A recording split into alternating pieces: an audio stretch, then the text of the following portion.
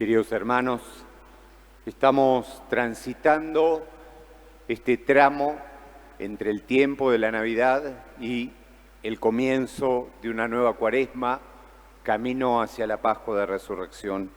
Lo hacemos en este tiempo litúrgico tan particular que es el tiempo ordinario, el tiempo cotidiano, un tiempo donde Jesús, sin una determinación, o la Iglesia desde su liturgia, sin una fiesta en concreto, quiere invitarnos a reflexionar sobre pilares de nuestra fe.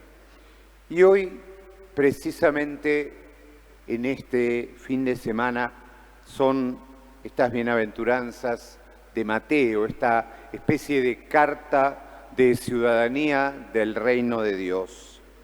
Normalmente, siempre que empezamos una reunión, un curso, tal vez hasta una primera clase de algo, catecismo, se da la situación en que podemos, como se nos invita a expresar nuestros deseos, se nos invita a expresar nuestras intenciones, ¿no? Aquello que son las expectativas, las preguntas que podemos tener respecto de eso que va a comenzar. Y justamente lo que suele surgir es algo total y absolutamente ancestral, que el problema más hondo y más profundo de nuestro corazón consiste en cómo ser felices. Esto es algo que desde el pensamiento ha venido recurrentemente antes de Cristo, después de Cristo, desde el pensamiento cristiano, desde otras filosofías, ¿no? Y hay un texto tomado de un texto de Séneca, que decía: hermano mío, todos los hombres quieren ser felices, pero todos son ciegos cuando se trata de examinar en qué consiste la felicidad. La felicidad siempre es un aspiracional, es algo que pareciera que estamos corriendo detrás de ello, pero si se nos pregunta qué es la felicidad, ahí no es tan fácil definirlo, porque al mismo tiempo la vida nos va también transformando, y lo que era la felicidad total en nuestra niñez no lo fue tal en nuestra adolescencia y luego en nuestra juventud y la edad adulta. Entonces, eso es clave. Por eso, justamente, lo que hoy nos hace abordar este texto sería comenzar por comprender desde el punto de vista de Jesús qué es la felicidad. Por eso, cuando Jesús empieza este discurso, estas bienaventuranzas, bienaventurados quiere decir felices, es como que nos invita a recordar lo que nos decía la semana pasada en el propio Evangelio de Mateo. Conviértanse. La metanoia, esa manera distinta de pensar, porque verdaderamente esta felicidad que nos propone Jesús implica un cambio de nuestro pensamiento. Por eso Jesús se toma el detalle hasta de cambiar lo que era el concepto de felicidad clásico, un concepto que acuñaba Aristóteles y que tenía que ver con una predisposición, con el hacer. Es como que ser felices comenzaba y terminaba en nosotros. Jesús utiliza un adjetivo, que es como una especie de condición, que es Makarios. Makarios no es algo que se hace, sino es un don que se recibe, es un regalo, es total y absolutamente gratuito. La felicidad es un don y no un logro. Y entonces, justamente por eso, porque esa sensación nos introduce en esto que también aparece hoy 2 veces en el texto de las bienaventuranzas, que es el concepto de reino de Dios. El reino de Dios es como una figura retórica, es una metonimia, es algo que nos habla no de un espacio o de un lugar o de una geografía, sino que nos habla más que de la expresión representa por sobre todas las cosas a Dios, quien es el verdadero protagonista de ese reino. El reino de Dios es justamente sentir que Dios está presente en la historia, en una historia que a veces se torna absoluta y totalmente extraña, oscura, tensa. En esa historia Dios está presente. Y por eso justamente es Él quien nos hace felices. Las bienaventuranzas se dividen no en situaciones que uno alcanza, sino en situaciones que uno vive. Que uno vive. Nadie hace nada para llorar o para tener sed de justicia. Son situaciones de la vida. Son situaciones de la vida, muchas veces ni siquiera procuradas. Y en esas situaciones Dios nos está dando la oportunidad de dejarlo entrar en nuestra vida y en nuestro corazón. Justamente son 8 las bienaventuranzas que hoy nos presenta el Evangelio de Mateo, y las primeras 4 abordan situaciones de carencia. Las primeras 4 bienaventuranzas son carencias de la vida. Justamente los pobres de espíritu son aquellos que no tienen a qué aferrarse. Ni ídolos, ni apegos, ni nadie que interceda, ni que los defienda. Solo así, desde ese lugar reconocen que Dios es aquel que sostiene.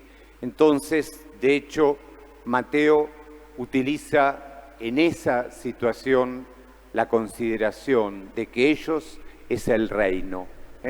¿Por qué? Porque lo único que tienen es a Dios. Desde ahí sigue en la paradoja de quienes están afligidos, quienes lloran, lo dirá otro texto y otra traducción.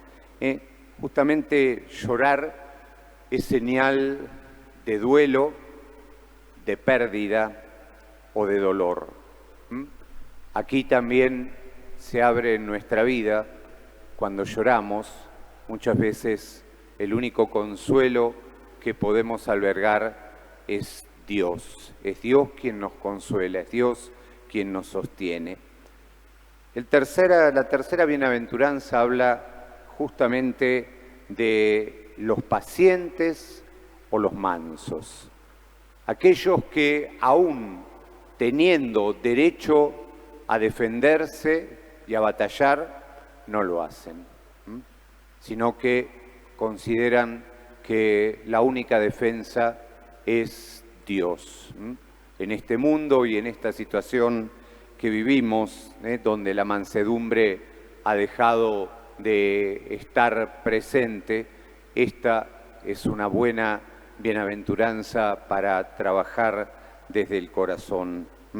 Y justamente por eso van a heredar la tierra, no porque la han conquistado, no porque la han peleado y han batallado y la han ganado. Van a heredar la tierra porque les es dada en su virtud de su relación con Dios. Y después, justamente, la carencia final, quienes tienen hambre y sed de justicia. El hambre y la sed siempre han sido imágenes del deseo, es decir, de una profunda carencia. En el caso, el deseo de justicia en el lenguaje bíblico implica una vez más que Dios se haga presente, que Dios realmente obre. Pero para que esa obra de Dios, para que ese reino de Dios sea posible, se necesitan corazones que lo encarnen. Y entonces, justamente desde ahí, estas bienaventuranzas nos requieren como una reflexión en el mundo y en la cultura que vivimos, ¿no? Muchas veces se habla de las generaciones futuras como generaciones que no tienen como una tensión vital, y a veces justamente porque eso ha sido dado por muchos adultos, a veces tenemos esa capacidad de llenar todos los vacíos de los hijos, de los sobrinos, de los nietos, llenamos todos los vacíos. Y al llenar todos los vacíos, generamos algo que mata el deseo, ya no se desea nada. Por eso el sentido de vivir es algo que está como en decadencia. Es algo que hoy el mundo, nadie tiene hijos, vieron que es dramático el descenso de las tasas de natalidad, particularmente también en nuestro país, pero ni hablar en Europa, todo eso está hablando de algo, ¿no? Eso nos está hablando, nos está diciendo que no hay deseo de futuro, no hay deseo de futuro, que todo termina con nosotros. Mal, bien, regular, pero todo se termina. Es como que no tenemos ganas de dejarle ni de complicarnos la vida por nada ni por nadie. Entonces, justamente desde ahí están estas 4 últimas bienaventuranzas, que tienen que ver, las primeras, como les decía, tienen que ver con las carencias. Las segundas bienaventuranzas tienen que ver con un aspecto relacional. Y eso nos está hablando de que la felicidad, precisamente la felicidad, no se consigue como algo individual. La felicidad siempre es algo compartido. La quinta bienaventuranza nos habla de los misericordiosos, aquellos que tienen esa capacidad de empatizar con el que está necesitado, con el que tienen cerca, porque esto también es importante, para no engañarse a sí mismos. Esto es algo clave. Si no, recuerdo un cuento de Dickens que se llamaba Mrs. Jellyby, ¿no? Mrs. Jellyby era una mujer absolutamente empática con lo que pasaba de 1000 kilómetros desde su casa. Ella era empática con el África, era empática con lugares y con gente que jamás iba a saber qué se trataba, pero no podía sostener el vínculo y la relación con la vecina que estaba a 2 metros. Entonces, justamente, esa es la misericordia, esa es la quinta bienaventuranza. Felices los que tienen una mirada y un corazón puro.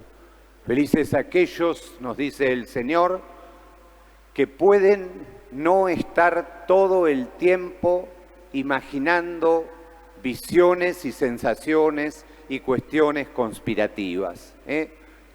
Eso tiene que ver como hay ingenuidad, puede ser, pero también es verdad que cuando uno tiene el corazón limpio, no está pensando que el otro está ahí tramando algo todo el tiempo. Y luego justamente están otra bienaventuranza quizá para este tiempo. Felices los que trabajan por la paz. Aquellos que superan los conflictos. Hoy pareciera ser que muchas veces la felicidad o algo parecido estaría dado en incrementar el conflicto, en extender el conflicto, en alimentar todo el tiempo la tensión y el conflicto.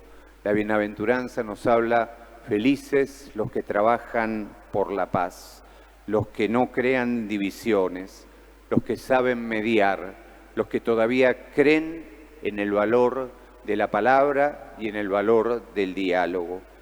Y la última bienaventuranza es justamente los que son perseguidos por practicar la justicia. Esto es, los que no priorizan los propios intereses. A veces practicar la justicia son cosas muy chiquitas que están a nuestra mano, con los nuestros, en la familia, en la comunidad, en la vida de todos los días, ¿no? Justamente el Señor nos habla, justamente si nos pregunta hoy si estamos también nosotros dispuestos a hacer de estas situaciones, de las cuales tratamos de escapar la mayor parte de nuestra vida, y humana condición muchas veces es así, pero si estamos dispuestos a comprender que en esas situaciones Dios está a nuestro lado, no porque vayan a desaparecer, sino porque Dios está junto a nosotros, viviéndolas, padeciéndolas, animándonos a construir algo nuevo y algo distinto. Presentémonos una vez más a Él y que esta búsqueda de la felicidad pueda ser alcanzada por esta palabra y esta manera en que Jesús hoy nos la presenta.